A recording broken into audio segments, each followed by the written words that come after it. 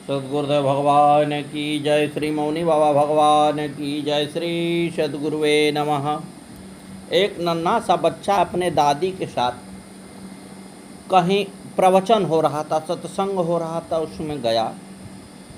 वहाँ जो शास्त्री जी थे उस समझा रहे थे कि राम नाम से सारा कल्याण हो जाता है, राम नाम से सभी कुछ सिद्ध हो जाता है।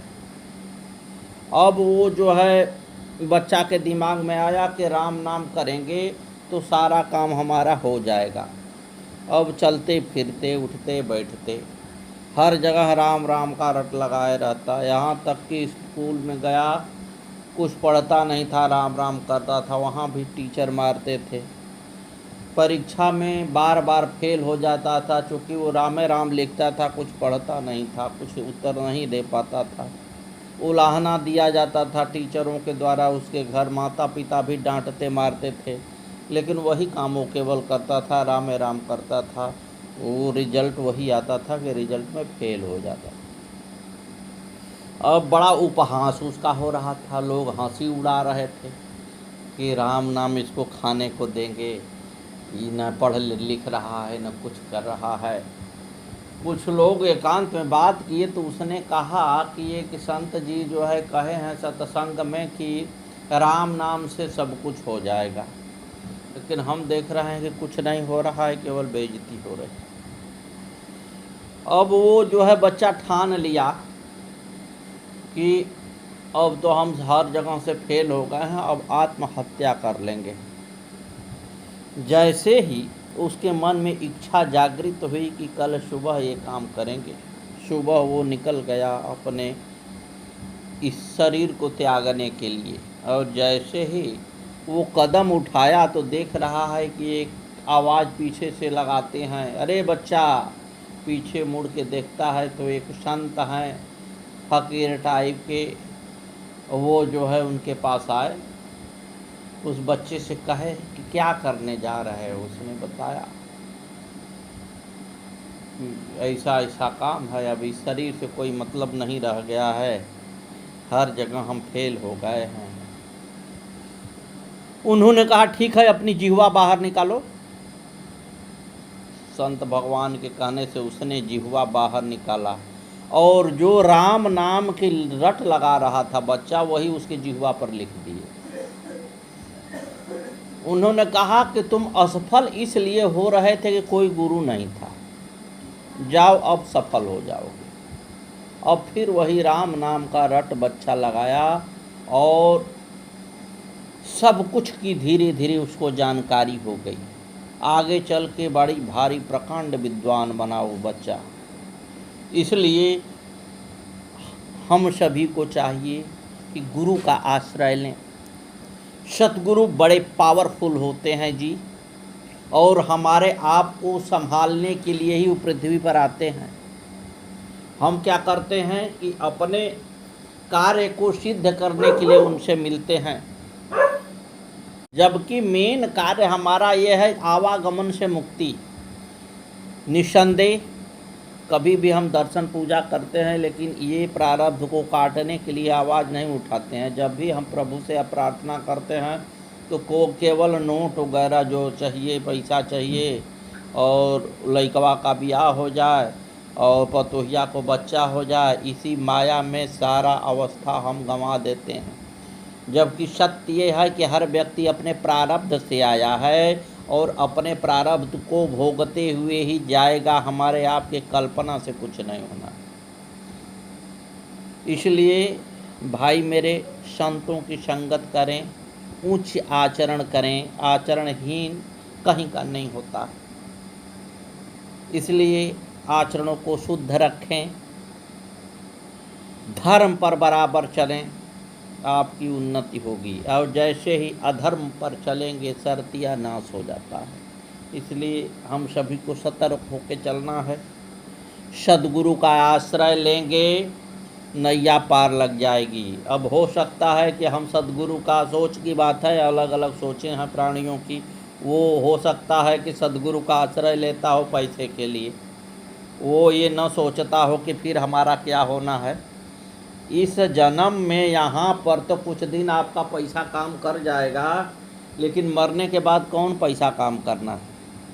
तो जरा हमको सोच के मरने के बाद वाली व्यवस्था को भी देख लेनी चाहिए।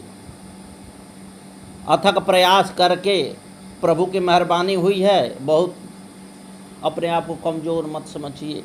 बड़ी भारी आपने प्रयास किया है, प्रभु की कृपा हो गई है आपके ऊपर।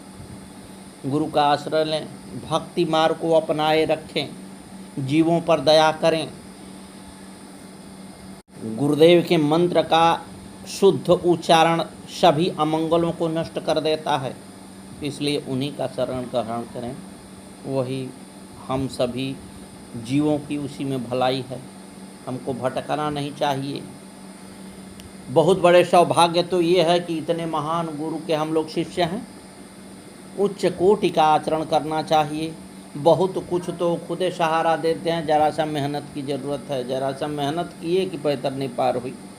लेकिन हम अधर्म का पर ज़्यादा प्रयास करते हैं, धर्म करने का प्रयास बहुत कम करते हैं। धर्म करने में मेहनत लगता है, आर्थिक हानि भी होती है, जबकि उसको गठिया के मुझे रखना है। किस लिए रखना है ये मुझे भी नहीं मालूम है, कब तक वो टिकेगा ये भी पता नहीं। भाई मेरे प्रिय बंधु, इस पर ध्यान दें, सदगुरु के चरणों का आश्रय ले लें, इसी में हम सभी की भलाई है। गलत मार्ग पर न चलें, गुरुदेव के बताए हुए मार्ग पर चलें, उन्हीं के दिशा निर्देश पर चलें, निश्चित रूप से हम कामयाब हो जाएंगे। अब हमारे ऊपर ये भी एक चीज़ है, निर्भर करता है कि हम किस चीज़ को कामयाब कहते हैं। ये भी बड़ा वो चीज़ है कि किस चीज़ को हम कामयाब कहते हैं। आवागमन को बंद करने वाला कामयाबी चाहिए कि इस पृथ्वी पर 10 दिन रह के नोट की तकिया लगा के सोने की कामयाबी चाहिए। अब तो ये अपने अपने मन स्थिति की बात है, सोच की बात है, हम क्या सोचते हैं। लेकिन हमारी तो आप सभी से यही प्रार्थना है, अनुरोध है कि धर्म का आश्रय लें, गलत कार्य न करें, दारू मांस से आप कोसों दूर रहें, भक्ति भाव में रहें, अच्छी तरह फले फूलेंगे। 2 रुपया जो परमात्मा देंगे वो बड़ा ही टिकाऊ होगा। इसलिए प्रभु का स्मरण करते रहें, उनका गुणगान करते रहें। आइए कथा की ओर घुमा जाए, प्रविष्ट हुआ जाए। प्रभु का सुंदर नाम जो है ना, सभी अमंगलों को नष्ट कर देता है जी, उस पर आप ध्यान क्यों नहीं देते? हमारे बहुत प्रयास करने के बावजूद सभी लोग इस कथा को सुनना पसंद नहीं करते हैं, क्योंकि भाई यहाँ नर्तकी का नृत्य तो हो नहीं रहा है, यहाँ किसी तरह का आर्केस्ट्रा तो है नहीं। ये तो धर्म की बातें हैं साहब, धर्म की बातें धर्म से ही सुननी पड़ती हैं। जिससे कि व्यक्ति कोसों दूर भागता है, वो क्यों सुनना चाहेगा? सुननेगा तो भक्ति तो जागृत हो जाएगी ना, उसको तो अमंगल कार्य करना है, क्यों भक्ति को जगाएगा? तो हमारी प्रयास यही रहती है कि हम भी प्रभु का गुणगान करें और आप भी गुणगान करें। इसी में हमारी भी भलाई है और आपकी भी भलाई है। नोट में कोई भलाई वलाई नहीं है। जैसे प्रभु का आप चरण का सेवा करते हैं ना, लक्ष्मी तो अपने आप आ ही जाती हैं, लेकिन प्रभु अगर कहीं अधिक आवश्यकता से दे देंगे तो वो अमंगल कार्य की होती है। इसलिए कि हम गलत कार्य करेंगे ही करेंगे, इससे सावधान रहें। आयु बहुत कम है, इस पृथ्वी पर क्षण भर के लिए आए हैं, अपने पाप को घटाएं बढ़ाएं ना। सद्गुरुदेव भगवान की जय। मेरे पास रहने पर भी तुम यदि एक अश्व को देखकर मोहित हो गई तो हे बामोरु, तू अत्यंत दारुण मर्त्यलोक में घोड़ी के रूप में जन्म ग्रहण करो। दैव योग से भगवान विष्णु ने जब देवी लक्ष्मी को ऐसा साथ दे दिया, तब वे अत्यंत भयभीत तथा दुखी होकर कांपती हुई रोने लगी। श्री लक्ष्मी जी रोते हुए कहने लगी, हे प्रभु, मैंने आपका ऐसा क्रोध तो कभी नहीं देखा था। मेरे प्रति आपका सहज और सात्विक प्रेम कहाँ चला गया? हे देवेश, आप मुझ पर कृपा करो, क्षमा वर्षा दो। मैं आपकी इस दारुण सांप से कब मुक्त होकर आपका सानिध्य प्राप्त करूंगी? भगवान कहने लगे, हे प्रिय, जब पृथ्वी लोक में तुम्हें मेरे समान एक पुत्र की प्राप्ति हो जाएगी, तभी तुम मुझे पुनः प्राप्त करके सुखी हो जाओगे। कामिनी रमा को भगवान द्वारा शापित देखकर सूर्यपुत्र रेवंत भयभीत होकर अपने पिता सूर्य के पास चले गए और उनको भगवान द्वारा लक्ष्मी को दिए गए शाप के संबंध में बता दिया। उधर लक्ष्मी जी भगवान को प्रणाम करके उसी स्थान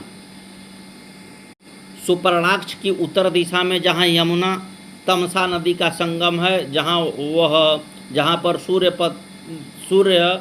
पत्नी ने तपस्या की थी, उसी स्थान पर बड़वा रूप धारिणी ने जाकर त्रिनेत्रधारी चंद्रशेखर 5 मुखों वाले नीलकंठ भगवान श्री शंकर जी का एकाग्र मन से ध्यान करने लगी।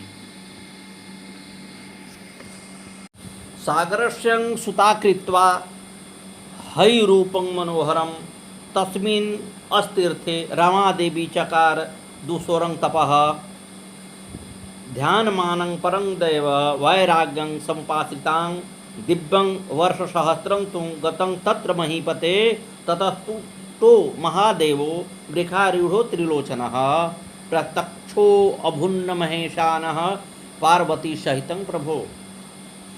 सागर पुत्री लक्ष्मी जी ने सुंदर घोड़ी का रूप धारण करके उस तीर्थ में अत्यंत कठोर तपस्या की। हे राजन, महादेव शंकर का ध्यान करते करते लक्ष्मी जी के मन में वैराग्य का प्रादुर्भाव हो गया। इस प्रकार उनको तप करते हुए 1000 दिव्य वर्ष बीत गए। तदंतर प्रसन्न होकर त्रिनेत्रधारी भगवान शंकर ने वृक्ष पर सवार होकर पार्वती जी के साथ उन्हें साक्षात दर्शन दिया।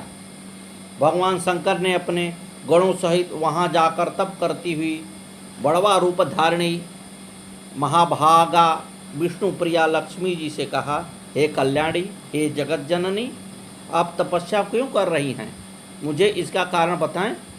आपके पति विष्णु तो स्वयं संपूर्ण मनोरथ पूर्ण करने वाले तथा सभी लोगों का विधान करने वाले हैं। हे शंकर भगवान, आप मेरा महान कष्ट दूर करिए। श्री हरि तो वैकुंठ में निवास करते हैं, फिर बिना पति के सानिध्य के पुत्र कैसे होगा? हे देवेश, आप मुझे वर देकर मेरा कष्ट दूर कीजिए, क्योंकि आप और उन श्री विष्णु में कोई भेद नहीं है। आपका और विष्णु भगवान का एकत्व जानकर ही मैंने आपके नाम से तप किया है। भगवान श्री राम विष्णु और शिव की एकता में मानसकार लिखे हैं, शिवद्रोही मम भगत कहावा सुनर सपने हो मोहि न पावा शंकर विमुख भगति चह मोरी सुनर की मूढ़मति थोरी शंकर प्रिय मम द्रोही शिव द्रोही मम दास ते नर करहि कल्प भर घोर नरक महबास। हे भोलेनाथ जी, एक बार वो ध्यान से जब उठे तब मैंने पूछा था कि आप किसका ध्यान कर रहे हैं, तो श्री विष्णु भगवान बोले, मैं श्री शंकर जी की कृपा प्राप्त करने को उनका ध्यान कर रहा हूँ, अतः आप कृपा करके मेरे इष्ट कष्ट का निवारण करें। लक्ष्मी जी की करुण पुकार सुनकर शंकर भगवान कहने लगे, अत्रैव है रूपेण भगवान जगदीश्वरः आगमिष्यन्ति ते कामं पूर्णकर्तुमयेरितः तथाहं प्रेष्यामि तं देवं मधुसूदनं यथासौ है रूपेण त्वाये महति तदा मदातुरः। वे भगवान जगदीश्वर मुझसे प्रेरित होकर तुम्हारी कामना पूर्ण करने के लिए अश्व का रूप धारण करके यहीं पर आएंगे। मैं उन मधुसूदन को इस प्रकार प्रेरित करूंगा जिससे वे मदातुर होकर अश्व रूप में तुम्हारे पास आएंगे।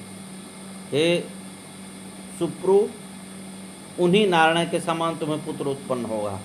वह पृथ्वी पर राजा के रूप में प्रतिष्ठित तथा सभी लोग से नमस्कृत होगा।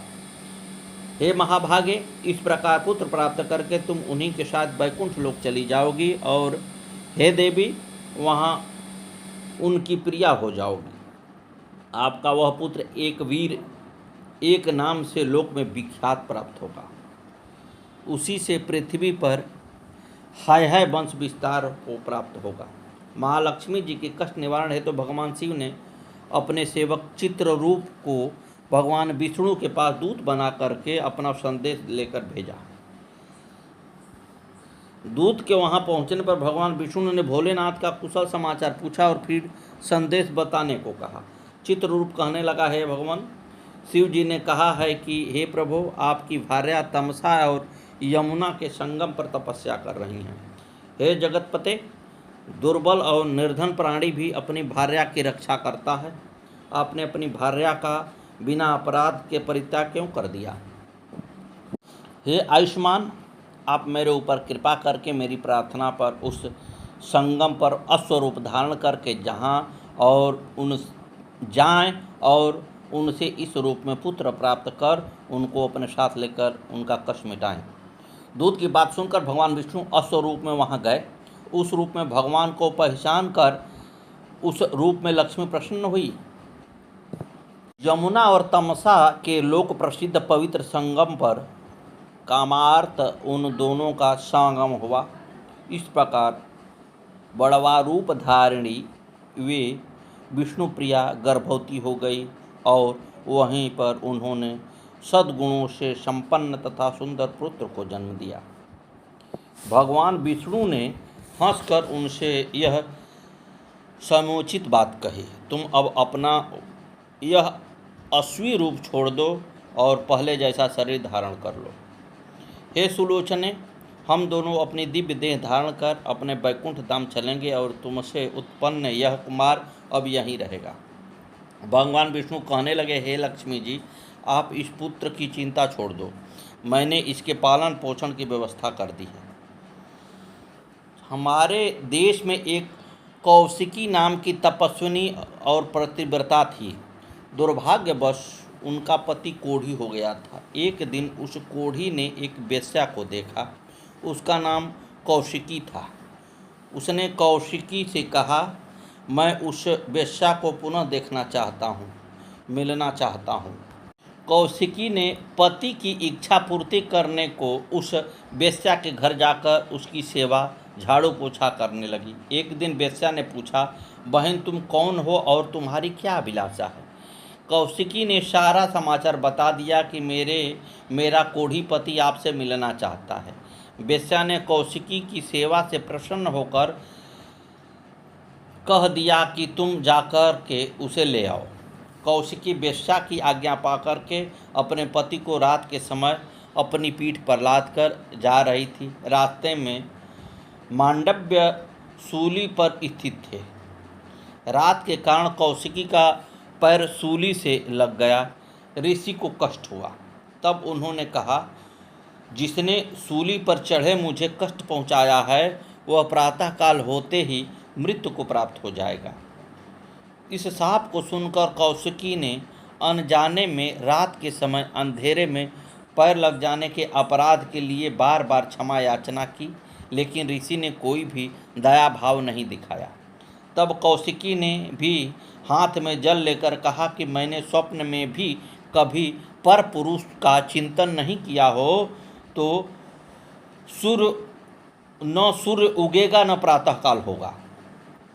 अब तो कौशिकी की प्रतिज्ञा प्रण के प्रभाव से सूर्य देव का उदय न होने से सारे संसार में भयंकर आतंक छा गया। त्राहि त्राहि होने लगी। सभी देवता माता अनुसुईया के पास गए और सारा समाचार बताया। तपस्विनी अनुसुईया ने कहा, बहन कौशिकी, मैं तुमसे आग्रह करती हूँ, सूर्य को उगने दें। मैं तेरे रुग्ण पति के स्थान पर सुंदर और स्वस्थ पति प्रदान कर दूंगी। माता अनुसुईया के कहने पर कौशिकी ने सूर्य को शाप से मुक्त कर दिया। तभी प्रातःकाल हुआ। कौशिकी की मृत्यु हो गई, लेकिन सती अनुसुईया ने अपने तपोबल से कौशिकी को सुंदर पति प्रदान कर संसार में पतिव्रता कौशिका का मान बढ़ाया। रामचरितमानस में आया है, उत्तम के यस बस मन माही, सपने हुआन पुरुष जग नाही। मध्यम पर पति देखई कैसे, भ्राता पिता पुत्र निज जैसे। धर्म विचारी समुझ कुल रही, सोनी किष्ट त्रिय श्रुति यश कही। बिनु अवसर भयते रह जोई, जाने वदम नारी जग सोई। सद्गुरुदेव भगवान। जन्मेजय कहने लगे, हे मुनिवर, भगवान विष्णु और लक्ष्मी जी के चले जाने पर निर्जन वन में उस बालक की देखभाल किसने की? यहाँ कोई जंगली हिंसक जानवर उठा तो नहीं ले गया? व्यास जी बोले, हे राजन, भगवान विष्णु और लक्ष्मी की चले जाने पर चंपक नाम का विद्याधर अपनी प्रेयसी मदनालसा के सहित उत्तम विमान पर चढ़कर संयोग से उसी स्थान पर पहुंचा जहां वह बालक अकेला निर्जन वन में पड़ा था। चंपक ने वह बालक उठा करके मदनालसा को सौंप दिया। बालक को लेकर के दोनों बड़े प्रसन्न हुए, सोचने लगे, इतना सुंदर बालक है, इसे यहाँ कौन छोड़ गया है? दोनों कहने लगे, यह हमें भगवान शंकर ने दिया है। चंपक कहने लगा, हे मदनालसा, मैं इंद्र से जाकर पूछता हूँ कि यह बालक किसका है, इसका त्याग क्यों किया गया है। चंपक ने इंद्र के पास जाकर पूछा, हे देवेंद्र, यह बालक हमें निर्जन वन में मिला है, इसके विषय में आप बताएं। यह मेरी पत्नी का प्यारा पुत्र बन गया है। धर्मशास्त्रों में कृत्रिम पुत्र भी कहा गया है। पुत्र की अभिलाषा मानस में महाराज दशरथ को भी हुई थी। एक बार भूपति मन माही, भय गालानी मोरे सुत नाही। गुरु गृह गयो तुरत महिपाला, चरण लागी कर विनय विशाला। क्या करे निज दुख सुख सब गुरहि सुनावो, कही वशिष्ठ बहुविधि समुझायो। हरहु धीर होई हैं सुतचारी, त्रिभुवन विदित भगत भयहारी। सद्गुरुदेव भगवान आए, नमो नमः। चंपक की बात सुनकर देवराज इंद्र कहने लगे, यह पुत्र विष्णु भगवान के याति के पुत्र हरिवर्मा को प्रदान करने को उत्पन्न किया है। यह परम धार्मिक राजा हरिवर्मा आज ही भगवान की प्रेरणा से इस पुत्र को लेने उसी स्थान पर जाएंगे, अतः तुम राजा के वहां पहुंचने से पूर्व ही इस पुत्र को उसी स्थान पर पहुंचा दो, जिससे जब राजा हरिवर्मा वहां आकर के इसे प्राप्त कर लें। पृथ्वी लोक में यह बालक एक वीर के नाम से प्रसिद्ध होगा। चंपक देवराज के आदेशानुसार उस पुत्र को जहाँ से लाया था उसी स्थान पर छोड़ाया। व्यास जी कहने लगे, हे राजन, भगवान विष्णु लक्ष्मी जी के साथ जहाँ राजा हरिवर्मा तप कर रहा था वहाँ पहुँचे और तप करते हुए राजा हरिवर्मा से कहने लगे, मैं तुम्हारी तपस्या से प्रसन्न हूँ। भगवान को देखकर हरिवर्मा उनके चरणों में गिरकर स्तुति करने लगे, हे प्रभो, आपका दर्शन तो बिरले मनुष्यों को ही होता है। भगवान बोले, तुम मनोवांछित वरदान मांगो। राजा कहने लगा, हे प्रभो, मैंने एक पुत्र प्राप्ति हेतु तपस्या की है और मुझे अपने सदृश पुत्र दीजिए। राजा की प्रार्थना सुनकर आदिदेव भगवान विष्णु ने राजा के सार्थक वचन कहा, हे याति नंदन, तुम इसी समय यमुना तथा तमसा नदी के उस पावन संगम तीर्थ पर चले जाओ। हे राजन, आप जैसा पुत्र चाहते हैं वैसा ही पुत्र मैंने वहाँ रख दिया है। मेरे तेज से प्रादुर्भूत वह पुत्र अमित प्रभाव वाला है तथा लक्ष्मी जी ने उन्हें उत्पन्न किया है। तुम्हारे लिए ही उसकी उत्पत्ति की गई है, अतः तुम उसे ग्रहण करो। भगवान की आज्ञानुसार राजा उसी स्थान पर गया। वहाँ पर उसे वह बालक एक हाथ से पैर का कोमल अंगूठा मुख में डालकर पृथ्वी पर खेलता हुआ मिला।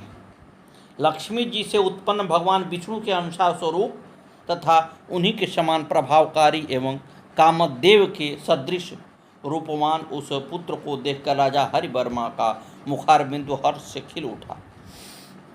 उस बालक को अपने कर कमलों में बड़ी तेजी से उठाते हुए राजा हरिवर्मा प्रेम सागर में मग्न हो गए। प्रसन्नतापूर्वक उसका मस्तक सूंघकर उस राजा ने पुत्र को आलिंगन किया और अत्यंत आनंद प्राप्त किया। लक्ष्मी जी से उत्पन्न भगवान विष्णु अंशारूप सद्गुरुदेव भगवान की जय। पुत्र को लेकर राजा हरिवर्मा जैसे ही नगर में पहुंचा, मंत्रियों और नगरवासियों से प्रसन्न होकर और पुष्पादि से राजा का स्वागत किया। राजा ने वह पुत्र महारानी के हाथों में देखकर सारा वृत्तांत बता दिया। रानी पुत्र को प्राप्त कर बड़ी आनंदित हुई। राजा और रानी ने ब्राह्मणों और याचकों को दान मान से संतुष्ट किया और उनका नाम एक वीर रखा। श्रोताओं, आज महाराज हरिवर्मा, उनकी महारानी, नगर की जनता अत्यंत प्रसन्न हो रहे हैं। महाराज ने बालक के सभी संस्कार करवाए। संसार में 3 तृष्णाएं होती हैं: पुत्रतृष्णा, वित्ततृष्णा, लोकतृष्णा। पुत्रतृष्णा पुत्र प्राप्त होना वंश वृद्धि का और वृद्धावस्था में सेवा हेतु का माध्यम कहा गया है। वित्ततृष्णा, संसार में धन के अभाव में कोई क्रिया नहीं हो सकती, अतः धन प्राप्त करने की इच्छा होना स्वाभाविक होता है। लोकतृष्णा, शायद ये 2 इच्छाएं किसी में न हों, पर संसार में, देश में, प्रदेश में, जिले में, गांव में प्रमुख या श्रेष्ठ बनने की कामना, इच्छा लगभग सभी में होती है। अत्यंत सुंदर पुत्र पाकर राजा, रानी और प्रजा अत्यंत आनंद से रहने लगे। भगवानाय नमो नमः। आगे की कथा कल।